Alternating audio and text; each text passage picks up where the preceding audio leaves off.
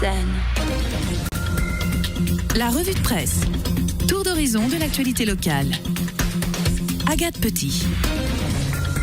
Il est 7h40 et comme chaque vendredi, c'est l'heure de la revue de presse. Et qui retrouve-t-on ? Eh bien, comme tous les vendredis, fraîche et des unes plein la besace. C'est bien sûr Agathe Petit.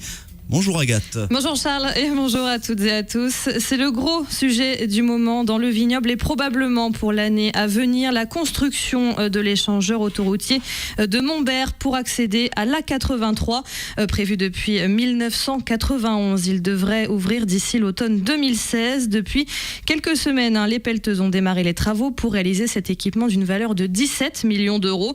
Alors le moins que l'on puisse dire, c'est que l'opérateur ASF, Autoroute du Sud de la France, a pris son temps. Pas pressé, selon le journaliste Hervé Pavageau, de débourser une telle somme. Mais bon, l'entreprise privée aurait même pu attendre jusqu'en 2032, date de la fin de la concession, pour le réaliser. Alors, on va finalement pas trop se plaindre. Cet échangeur permettra notamment de soulager le bourg d'Aigrefeuille-sur-Maine des 1300 camions quotidiens qui le traversent jusqu'à présent. Parallèlement à la construction de l'échangeur, le Conseil général va construire une route de 3 km également jusqu'au carrefour du Guildreau. C'est l'intersection entre la route d'Aigrefeuille-Montaigu et celle qui mène à Sainte-Lumine de Clisson. Ce sera en fait le premier tronçon de la future route départementale ralliant Clisson, puis Valette et enfin Ancenis. Coût total du projet, 13 millions d'euros. Le dossier technique passera à l'Assemblée départementale mi-décembre. La livraison des Mistral à la Russie continue de faire parler et fait parler aussi les sous-traitants d'STX, notamment Neopolia. L'opérateur Souvelé Rassurant expliquait que cela n'entachait en rien la réputation des chantiers nazériens. La preuve. Et non, car heureusement, il n'y a pas que les navires de guerre qui tiennent le marché. Il y a aussi les navires de croisière et pas forcément les modèles qu'on a l'habitude de voir. Ce dont il est question depuis le milieu de cette semaine ressurgissent du passé. Voilà plus d'un siècle qu'on n'en fabriquait plus. Le navire propulsé par des roues à aubes reprend vie. Principal intérêt, pouvoir naviguer sur les rivières peu profondes. La société CroisiEurope l'a bien compris. Pour surfer sur un marché fluvial en plein boom, elle a choisi de confier au chantier de Saint-Nazaire la construction de plusieurs bateaux de ce type. C'est un reportage de Télénantes diffusé jeudi au micro de la journaliste Patrick Schmitter. Tout d'abord, c'est le directeur général de CroisiEurope, puis Philippe Lebert, le vice-président de Neopolia Marine. Faire une croisière sur la Loire et y dormir, c'est donc désormais possible. Tout le monde pensait que la Loire n'était pas navigable, parce qu'il y a des problèmes de base eau l'été, mais avec un type de bateau comme celui-là, avec un enfoncement maximum de 70 cm, on a regardé les statistiques sur les 20 dernières années, on est sûr de pratiquement pouvoir naviguer toute l'année.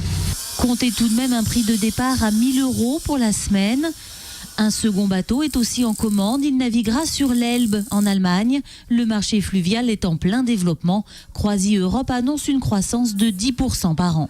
Les gens se sont rendus compte qu'en fait, c'est plutôt des hôtels flottants. Et ça permet de découvrir des régions entières sans être obligé de changer d'hôtel tous les jours. C'est STX qui assure la logistique du chantier, réalisé par le groupement Neopolia, habitué à des commandes d'ordinaire plus classiques. Ce bateau qui techniquement sort des sentiers battus ne nous fait pas peur ici avec les industriels de la construction navale de la région, puisque toutes les compétences existent. Alors s'il fallait le prouver, maintenant on le prouve. 4 navires supplémentaires seront commandés d'ici 4 ans. Basé à Strasbourg, CroisiEurope a donc décidé de privilégier désormais Saint-Nazaire à son chantier habituel, basé en Belgique. Voilà Philippe Lebert qu'on a pu entendre sur notre antenne hier. Le Lourd Princesse, c'est son nom, fera donc la croisière entre Saint-Nazaire et Bushman dans le Maine-et-Loire à partir du 4 avril. 2015 bien sûr. Oui, effectivement, 2015. Il sera inauguré à Nantes entre-temps fin mars. Économie toujours, mais autre secteur, l'écho de la presqu'île s'intéresse à l'immobilier, Agathe. Vers une crise immobilière à La Baule et sur la Côte d'Amour, l'hebdo se pose franchement la question. L'immobilier, la côte n'a plus la cote, c'est le titre de l'hebdo cette semaine. Jusque-là plus épargnée que d'autres secteurs par la crise économique, la Côte d'Amour souffre d'un mal dont Lydia de Turménie, c'est une professionnelle de l'immobilier à La Baule, donne donne la cause. C'est pour elle la réforme de la plus-value passée fin août 2013 qui en est à l'origine. Si la maison ou l'appartement secondaire ne leur appartient pas depuis plus de 30 ans, ils paient une forte plus-value. Résultat, les transactions ont été gelées. Un bien qui d'habitude part en 3 mois s'écoule désormais en 5 à 6 mois et les prix ont baissé en moyenne de 10%, même face à la mer. Mais ce n'est pas le seul frein à la vente. Il y a aussi la loi Allure ou loi Duflot qui concerne uniquement les appartements. Cette loi implique, on le rappelle, de fournir lors du compromis de vente tous les papiers qui concernent la copropriété depuis son origine. Une paperasse qui rebute. Et oui, à La Baule, il y a une population de résidents secondaires et de propriétaires âgés qui ne savent plus la plupart du temps où sont rendus ces papiers.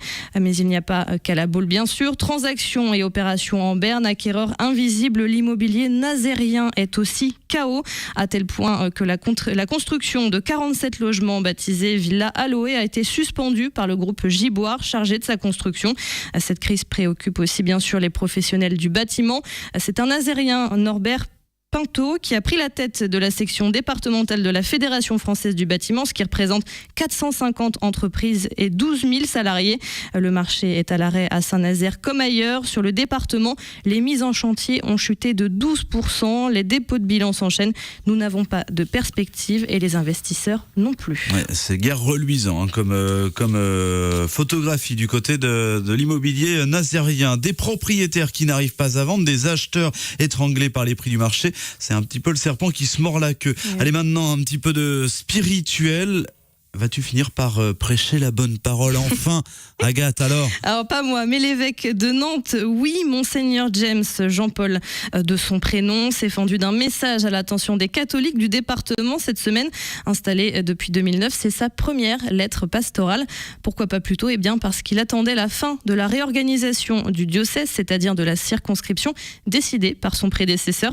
Alors que dit cette lettre pastorale? L'évêque demande aux catholiques de sortir des églises pour aller à la rencontre de la société d'aujourd'hui, une société plurielle, laïque, mais en recherche de sens.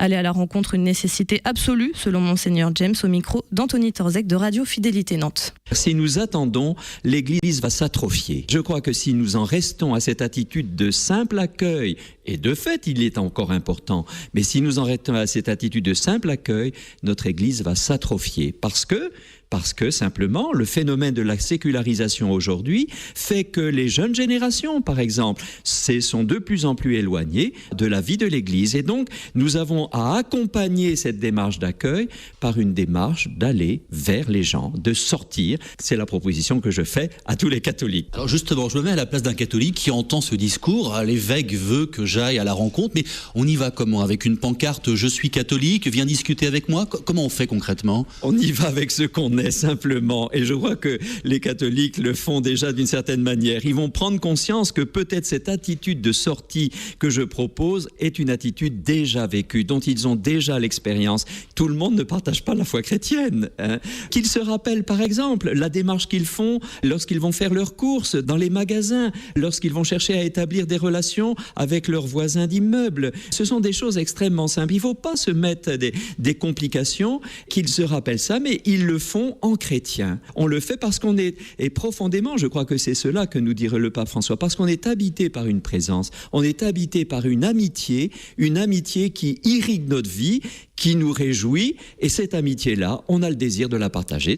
Alors faut-il en conclure que les catholiques, comme les autres finalement, opèrent consciemment ou pas une forme de repli sur soi ? Probablement. Cette lettre de 40 pages, il en avait des choses à dire, est disponible sur le site internet du diocèse de Nantes. Sainte Agathe, priez pour nous. Sans transition, eux aussi pensent que le ciel est habité, mais pas forcément par Dieu. Qu'est-ce que c'est ? Et non, il semblerait que la côte n'attire pas que les vacanciers. Y a-t-il des ovnis dans le Pays de Ré ? C'est le titre du courrier du Pays de Ré cette semaine. Lumière bizarre, forme dans le ciel, à en croire de très nombreux témoignages, très sérieux d'ailleurs. Les ovnis sont passés par la Loire-Atlantique. Alors parfois, bien sûr, des réponses rationnelles sont apportées, mais certains témoignages restent sans solution, malgré les enquêtes de la gendarmerie ou du groupe d'études et d'informations sur les phénomènes aérospatiaux non identifiés. Ça s'appelle le GEPAN.